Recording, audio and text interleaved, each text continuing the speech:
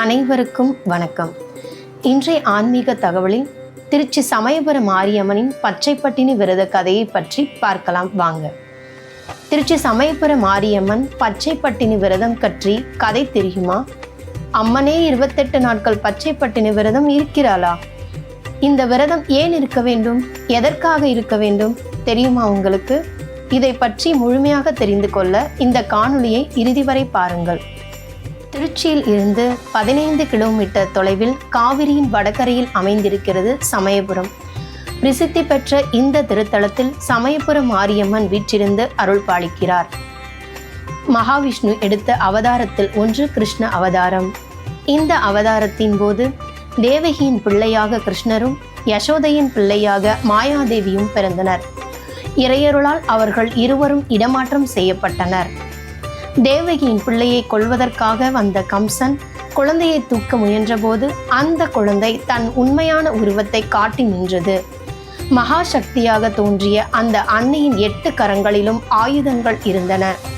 அந்த தேவியே மகாமாரி. இந்த அன்னைதான் மக்களால் மாரியம்மனாக பூஜிக்கப்படுவதாக புராணம் சொல்கிறது. திருவரங்கம் அரங்கநாதர் ஆலயத்திலிருந்து அன்னையின் திருமேனியை எடுத்துக்கொண்டு வடக்கு நோக்கி சென்றவர்கள் இளைப்பாறுவதற்காக திருமேனியை ஓரிடத்தில் வைத்தனர். அந்த இடம்தான் சமயபுரம் ஆகும். பிறகு அதனை எடுத்துக்கொண்டு தென்மேற்காக வந்து தற்போதுள்ள மாரியம்மன் கோவில் அமைந்துள்ள கண்ணனூர் அரண்மனை மேட்டில் வைத்துவிட்டு சென்றனர். அப்போது காட்டு வழியாக சென்ற வழிப்போக்கர்கள் அச்சிலையை பார்த்து அதிசயப்பட்டு அக்கம்பக்கத்தில் இருந்த கிராம மக்களை கூட்டி வந்து அதற்கு கண்ணனூர் மாரியம்மன் என்று பெயரிட்டு வழிபடத் தொடங்கினர். விஜயநகர மன்னர் தென்னாட்டின் மீது படையெடுத்து வந்து கண்ணனூரில் முகாமிட்டார். அப்போது மாரியம்மனை வழிபட்டு தாங்கள் தென்னாட்டில் வெற்றி பெற்றால் அம்மனுக்கு கோவில் கட்டி வழிபடுவதாக சபதம் செய்தார். அதன்படி அவர்கள் வெற்றி பெற்றதால் விஜயரங்க சொக்கநாத நாயக்கர் காலத்தில் 1706 அம்மனுக்கு தனியாக கோவில் அமைந்ததாக வரலாற்று சான்றுகள் கூறுகின்றன. சுமார் 400 ஆண்டுகளுக்கு முன் தோற்றுவிக்கப்பட்ட கண்ணனூர் மாரியம்மன் கோவில்தான் இன்று சமயபுரம் மாரியம்மன் ஆலயமாக சிறப்புற்று விளங்குகிறது. சமயபுரம் மாரியம்மனின் ஆலய அமைப்பு. இந்த ஆலயம் ஆகம விதிப்படியும் சிற்ப சாஸ்திரத்தின்படியும் அமைக்கப்பட்டுள்ளது. கோவில் முகப்பில் நீண்ட பெரு மண்டபம் உள்ளது. இதனை பார்வதி கல்யாண மண்டபம் என்கிறார்கள்.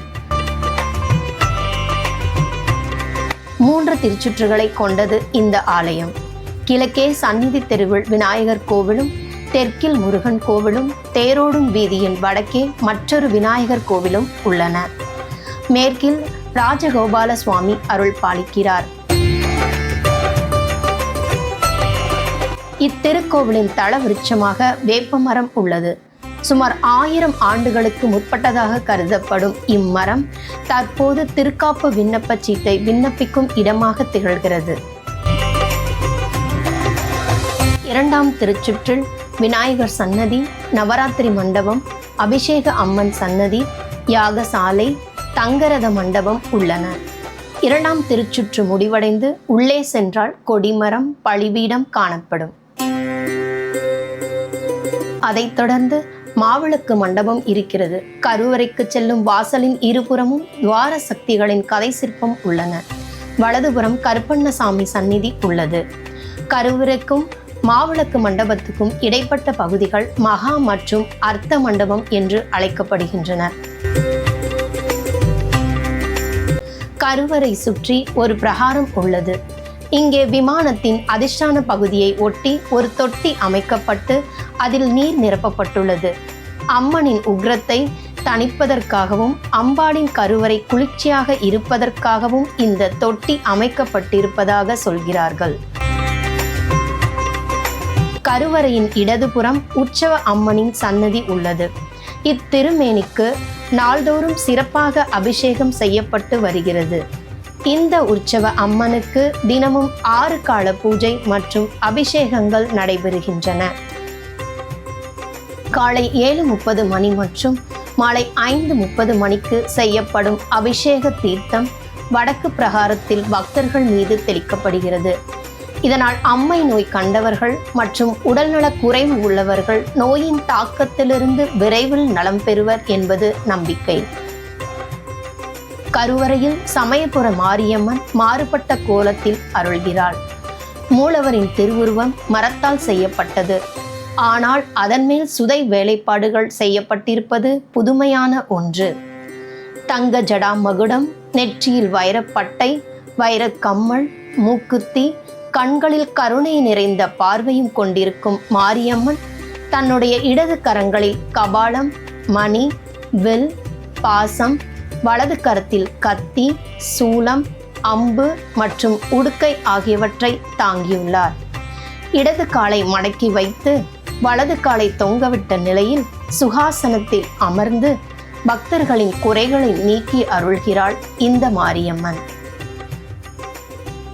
இந்த ஆலயத்தில் தைப்பூச திருவிழா, பூச்சொரிதல், சித்திரை பெருந்திருவிழா, புரட்டாசியில் நவராத்திரி பெருவிழா ஆகியவை முக்கியமான திருவிழாக்கள் ஆகும். தை மாதத்தில் 11 நாட்கள் தைப்பூச திருவிழா நடைபெறுகிறது.